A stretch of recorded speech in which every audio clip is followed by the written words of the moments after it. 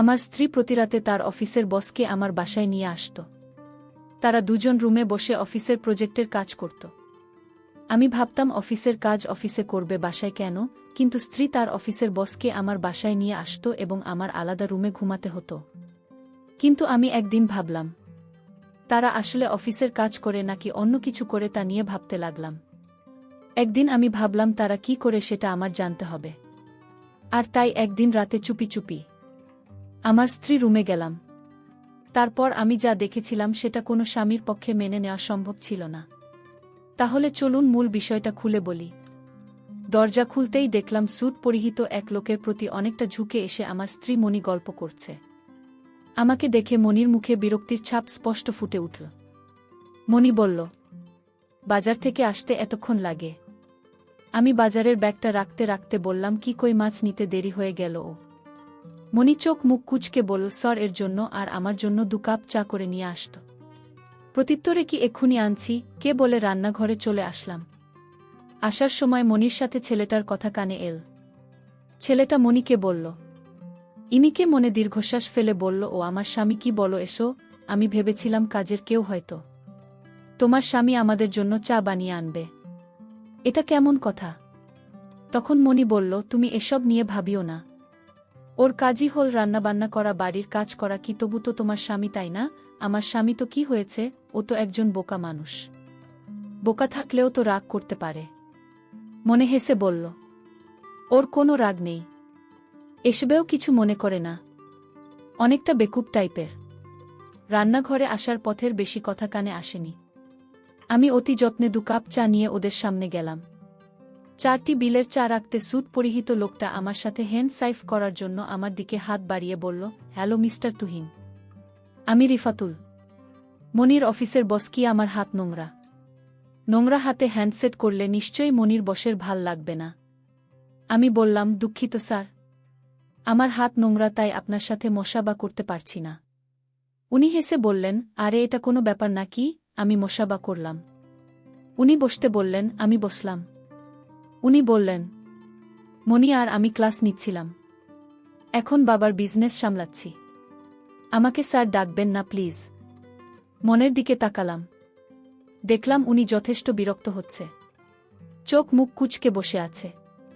আমার উপস্থিতি ওর মোটেও ভালো লাগছে না, বুঝতে পারলাম। আমি বললাম, আপনারা কথা বলুন, তোমার স্কুল ছুটি হবে কিছুক্ষণের মধ্যে, ওকে আনতে যেতে হবে। কি মনে বলল, কি তোমার তো স্কুল ছুটি হবে একটাই, এখন বাজে মাত্র 10 টাকা। আমি বললাম, স্কুলে খেলাধুলা হচ্ছে, তাই তাড়াতাড়ি ছুটি হয়ে যাবে। ও হ্যাঁ, মনে ছিল নাকি? এত কাজের চাপে মনে না থাকাই স্বাভাবিক। তোমরা বসো, আমি যাই, দেরি হয়ে যাচ্ছে। বাসা থেকে বেরিয়ে দেখলাম লাল রঙের প্রাইভেট কার দাঁড় করানো। ইদানিং রোজই গাড়িতে করে মনির বোস বাড়িতে আসেন। মনিকে একদিন জিজ্ঞেস করেছিলাম, উত্তরে মনি বলেছিল ওদের নতুন প্রজেক্ট নাকি শহরের বাইরে গাড়িতে করে যেতে হয়, তাই ওর বসের গাড়িতে করে সেখানে যায়। মনি আমাকে মিথ্যা বলেছিল। আমি বেশ কয়েকদিন গাড়ির উপর নজর রেখেছিলাম। আমার বাড়ির নিয়ে কয়েক ঘন্টা দাঁড়িয়ে থাকে, তারপর মনিকে নিয়ে সোজা অফিসে যায়। তবে মনিকে বুঝতে দেয়নি আমি ওর মিথ্যা ধরে ফেলেছে। স্কুলে ঢুকতেই একটা মেয়ে বলল, তোমার আপনাকে হয়? 18-19 বছর বয়সের মিষ্টি চেহারার একটা মেয়ে, পরনে কালো ড্রেস। ড্রেসের নাম জানি না, মেয়েদের ড্রেসের নাম বিষয়ে আমার জানাশোনা নেই বললেই চলে। উত্তরে বললাম, আমার মেয়ে তো মা এখন স্কুল ট্রিটমেন্ট রুমে আছে, চলুন আমি নিয়ে যাচ্ছি। কি হয়েছে তোমার? তেমন কিছু না, পরে গিয়ে হাতে একটু ব্যথা পেয়েছে। কি? আপনাকে তো ঠিক চিনতে পারছি না। স্কুলের নতুন ম্যাম আপনি? আরে না, তোমার বান্ধবী রিয়াকে চেনেন? ব্যাগ, আমি ওর বড় হয়ে। ওরা দৌড়াতে গিয়ে একসাথে পড়ে গিয়েছিল। রিয়ার পায়ে একটু ব্যথা লেগেছে। কি? ট্রিটমেন্ট রুমে যেতে তো আমাকে দেখে চেঁচিয়ে বলল, বাবা আজকে আইসক্রিম খাওয়া বলেছিলে, মনে আছে? হু, কিন্তু খাবে কি করে? হাতে তো ব্যথা পেয়েছ, আইসক্রিম ধরতে পারবে? বাবা হাতের ব্যথা শেষ হয়ে গেছে তো, আর ব্যথা করছে না। আগে তোমাকে নিয়ে বাড়ির দিকে যাচ্ছি, আমার এক হাতে আইসক্রিম, তোমাকে নিয়ে বাড়ির দিকে আসছি। আমি বললাম, খুব তো বল, হাতে ব্যথা নেই, আইসক্রিম ধরতে পারবে কি? এখন দেখি তো আমার তোমাকে আইসক্রিম খাইয়ে দিতে হচ্ছে। বাবা তুমি তো বলো মাঝে মধ্যে মিথ্যা বললে কোনো ক্ষতি নেই। ব্যথা খুব না? অল্প অল্প অল্প হলে এতগুলো ওষুধ লিখে দিত। তোমার গাল ফুলিয়ে বলল, বাবা তুমি দেখছি রুবিনের মতো। আমি হেসে বললাম, রবিনকে আমার ক্লাসে পড়ে, সারাক্ষণ আমার উপর খবরদারি করে। এটা কেন করছি ওটা কেন করছি এসব নিয়ে বকা দেয় কি তাই নাকি? রবিনা বার তোমাকে ভালোবাসে নাকি? বাবা কি যে বলো তুমি, খুব আমার লজ্জা পাচ্ছ দেখ। রবিন দেখতে কেমন? আমার মতো হ্যান্ডসাম? তুমি তো ফর্সা। ও তোমার মতো এত ফর্সা না। আমার থেকে একটু লম্বা। ঘুম একটু লম্বা বলার সময় তোমার নখের মধ্যে একটু ফাঁকা রেখে দেখিয়ে দিল। আমি বললাম, ব্যথা পাওয়ার কথাও জানে না? আজকেও আসেনি। কেন আসেনি আমি জানি। তুমি কেমন জানো? কালকে টিফিন খেতে খেতে বলেছিলাম আজকে আমি স্কুলে আসতো না, তোমার সাথে সিনেমা দেখতে যাব, তাই আসেনি।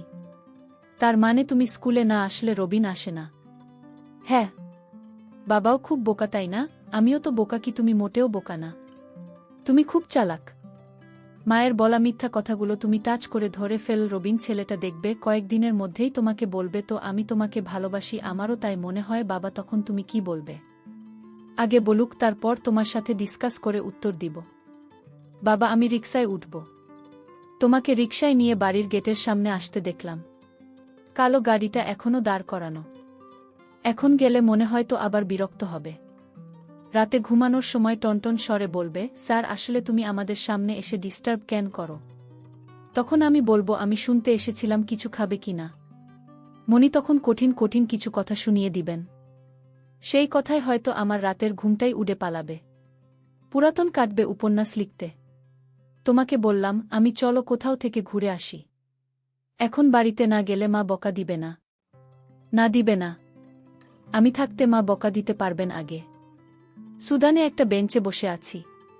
তোমার জেদ করায় আর একটা আইসক্রিম কিনে দিয়েছি। তোমার আইসক্রিম খেতে খেতে হঠাৎ বলল, বাবা বাড়িতে তুহিন আঙ্কেল আসছে কি করে জানলি?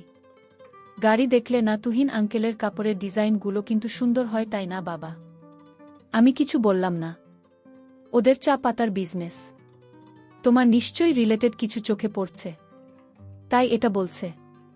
আমি বললাম, কোথায় দেখছো কাপড়ের ডিজাইন? 10-12 দিন আগে মায়ের ঘরে গিয়ে দেখেছিলাম তুহিন আঙ্কেল মায়ের কাপড়ে হাত রেখে কাপড়ের ডিজাইন শেখাচ্ছিল। আমাকে দেখে ডিজাইন দেখানো বন্ধ করে দিল। তখন মা বলেছিল তুহিন আঙ্কেল নাকি শাড়ির ডিজাইন দেখাচ্ছিল গো। তোমার ক্লাস 6-এ পড়ে। এইটুকু মেয়ে কখনো বাড়িয়ে মিথ্যা বলবে না, বিশেষ করে মনির ক্ষেত্রে। মনিকে তোমার প্রচণ্ড ভয় পায়। আমার কপাল বেয়ে ঘাম ছুটতে লাগল। সেই সময় কি হচ্ছিল কিছুটা আন্দাজ করতে পারছি। আমি বললাম, তখন আমি বাড়িতে ছিলাম না। না তুমি বাজার করতে গিয়েছিলেন। আমার জন্য রং পেন্সিল নিয়ে আসলে সেদিন দেখেছিলাম। আমি কিছু বললাম না, সোজা বাড়িতে চলে আসলাম। আমার কাছে ডাবল চাবি ছিল, সেটা দিয়ে দরজা খুললাম। তোমার নিজের ঘরে গেল। আমি নিঃশব্দে রুমের কাছে গেলাম। রুমের দরজা খুলতেই আমার নজরে পড়ল মনি বিছানায় শুয়ে আছে। ঘরে তোর বসত ছিল। আমি ঘরে ঢুকতেই আমার স্ত্রী বলল, তুমি যখন তখন রুমে এসে ঢুকে পড়ো, বাহির থেকে আগেই নক করতে পারো না। তুমি তো ভালো করে জানো আমি আর আমার বস রাতে ব্যবসার প্রজেক্ট নিয়ে আলোচনা করি। কিভাবে প্রজেক্টগুলো হাতে পাওয়া যায় সেই বিষয়ে আমরা কথা বলি। আর তুমি যখন তখন এসে আমাদের ডিস্টার্ব করো। নিজের স্ত্রীর মুখে সব কথা শুনে আমার মনে মনে রাগ হলেও কিছু করার ছিল। আমি নিশ্চুপ শুধু কান্না করে চলেছি। আমি এসব কি দেখছি? অফিসের কাজ অফিসেই করতে হয়। আমার বাড়িতে এসে তার অফিসের কাজ করে না, অন্য কিছু করে, তা আমার বোঝার বাকি রইল না। আমার স্ত্রী মনি বলল, তুমি যাও বাজার থেকে আমাদের জন্য কিছু খাবার নিয়ে আসো, আমরা আজ বাইরের খাবার খাব। আমি আমার স্ত্রীর কথাগুলো শুধু কান পেতে শুনতাম আর যথাযথভাবে পালন করতাম। মনি বড় ঘরের মেয়ে, তাই আমার বাবা আমাকে মনির সাথে বিয়ে দিয়েছে। আমিও যদিও বল ঘরে বিয়ে করতে চাইতাম না। আমার বাবা বলেছিলেন যদি আমি মনিকে বিয়ে না করি তাহলে বাবা আমায় তেজ পুত্র করবেন। আর তাই বাবার কথায় বাধ্য হয়ে আমার বিয়েটা করতে হয়েছে। আর সে যখন আমার ঘরে বসে আসছিল, তার পরদিন সে আমাকে শর্ত দিয়ে বসল, যদি আমি তার শর্ত না মানে তাহলে নাকি সে আমায় ডিভোর্স দিয়ে চলে যাবে। আমার বাবা বলেছিল আমি যেন আমার স্ত্রীর কথার অবাধ্য না হই। আজ আমার বাবা বেঁচে থাকলে হয়তো আমি দেখাতে পারতাম আমি কতটা যন্ত্রণায় আছি, কিন্তু বাবা তো আর নেই। বাবা মৃত্যুর আগে বলেছিল, তুমি কখনো মনিকে কষ্ট দিবি না, সে যা বলে তা পালন করে নিবি। তাকে কোনোদিন কোনো কথায় বা আচরণে থাকে কষ্ট দিবি না, আমায় কথা দেয়। আমি মৃত্যুর সময় বাবাকে আমি কথা দিয়েছিলাম যে আমি কোনো দিন মনিকে কষ্ট দিব না। আমি মনিকে সারা জীবন আগলে রাখব। আজ বাবার কথা রাখতে গিয়ে আজ আমার এই পরিণতি। আমার চোখের সামনে আমার স্ত্রী বাজে কিছু করছে, তাও আমি চোখ বুজে মেনে নিচ্ছি, কারণ আমি বাবার কথায় আটকা পড়ে আছি। তাই আমার স্ত্রীকে আমি জোর গলায় কিছু বলতে পারছি না। আমাকে বাড়িতে চাকরের মতো থাকতে হয়। তাতে আমার সমস্যা ছিল না, যদি অন্য কিছু না করত। আমি এখন যে আর সেই দৃশ্য দেখতে পারছি না। বাবা, আমি এখন কি করব বাবা? আমি সকালে বাবার কবরের পাশে গিয়ে কান্না করেছিলাম আর বলছিলাম, বাবা আমি এখন কি করব তুমি বল। আমি কান্না করে ঘরে আসলাম। আমার মেয়েটা তার রুমে বসে লেখাপড়া করছে। আমি ভাবলাম মনের ঘরে গিয়ে দেখি উনি কি করছে। আমি মনির রুমের দরজায় নক করলাম। মনের ভিতর থেকে বলল, আমি আর আমার বস এখন একটা জরুরি কাজে আছি। আমি এখন দরজা খুলতে পারবো না। তুমি এখন আমাদের ডিস্টার্ব করো না, কারণ আজ যদি অফিসের কাজ সম্পূর্ণ না শেষ করতে পারি তাহলে আমাদের প্রজেক্ট হাতছাড়া হয়ে যাবে। আমার স্ত্রী হয়তো ভাবে আমি বোকা, আমি কিছুই বুঝি না। আরে আমি তো বোকার অভিনয় করে আছে। শুধু আমার বাবার আত্মা কষ্ট পাবে তাই। আমি রুমের জানালা দিয়ে উকি দিয়ে দেখলাম, তারা খুব ঘনিষ্ঠ। আমি সেই দৃশ্য দেখে আমার মনটাকে কিছুতেই বুঝতে পারছিলাম না। আমার চোখ দিয়ে অনবরত পানি ঝরছে। আমার চোখে পানি দেখে আমার মেয়ে বলল, আব্বু তুমি কাঁদছ কেন? আমি আমার মেয়েকে বললাম, মামি আমি তোমায় একটা প্রশ্ন করব, তুমি উত্তর দিতে পারবে। মামি বলল, ঠিক আছে বাবা বলো। আমি আমার মেয়েকে জিজ্ঞেস করলাম, তুমি কাকে বেশি ভালোবাসো, তোমার আমাকে না আমাকে? আমার মেয়ে বলল, বাবা আমি আমার মাকে ঘৃণা করি। আমার ভীষণ খারাপ মানুষ। আমি আমার মায়ের কার্যকলাপ দেখেছি। আমি আমার মাকে মা বলে স্বীকার করতে চাই না বাবা। তুমি আমার মা, তুমিই আমার বাবা। তাহলে মামি আমি যদি তোমার আম্মুকে এই বাড়ি থেকে বিদায় করে দেয় তাহলে তুমি আমায় কোনোদিন ছেড়ে যাবে না? কখনো যাব না বাবা, তুমি আমার সব। আমি আমার মেয়ের কথা শুনে আমার বুকটা গর্বে ভরে উঠল। এর 2 দিন পর আমি ঘুমের মধ্যে স্বপ্ন দেখতে পেলাম। বাবা আমায় বলছে, বাবা আমি বড় অপরাধ করে ফেলেছি। আমি এই মেয়ের চরিত্র সম্পর্কে না জেনে তার বাবার অনুরোধে আমি তোকে বিয়ে করেছি। আর সেই নিয়ে এতটা জঘন্য হতে পারে তা আমার জানা ছিল না। আমি খবর এই মেয়ের চরিত্রের জন্য আমি আজ খুব শাস্তি পাচ্ছি। বাবা আমি ভুল করেছি, তুই যত দ্রুত সম্ভব এই মেয়েটিকে তালাক দিয়ে ফেল এবং এই বাড়ি থেকে বের করে দেয়। আমি খুব কষ্টে আছি। আমি ঘুমের মধ্যে স্বপ্ন দেখে আমি হঠাৎ করে আমার ঘুম ভেঙে গেল। আর এরপর দিন আমি আমার বুকেই বাড়ি থেকে চিরদিনের জন্য তালাক দিয়ে বের করে দেই। প্রিয় দর্শক বন্ধুরা, আমি কি কাজটা ঠিক করিনি? তোমরা কমেন্ট অবশ্যই জানাবে। আর এরকম গল্প পেতে আমার চ্যানেলটিকে সাবস্ক্রাইব করে পাশে থাকবেন। প্রিয় বন্ধুরা, গল্পটি ভালো লাগলে অবশ্যই কমেন্ট করে জানাবেন। আর নিয়মিত এমন আলাদা স্বাদের গল্প শুনতে ভিডিওটিতে লাইক এবং চ্যানেলটিকে সাবস্ক্রাইব করে সাথেই থাকুন। আর হ্যাঁ, নোটিফিকেশন বেলটি অল করে রাখবেন, যাতে পরবর্তী গল্প সবার প্রথমে আপনাদের কাছে পৌঁছে যায়। ধন্যবাদ বন্ধুরা, ধন্যবাদ সবাইকে।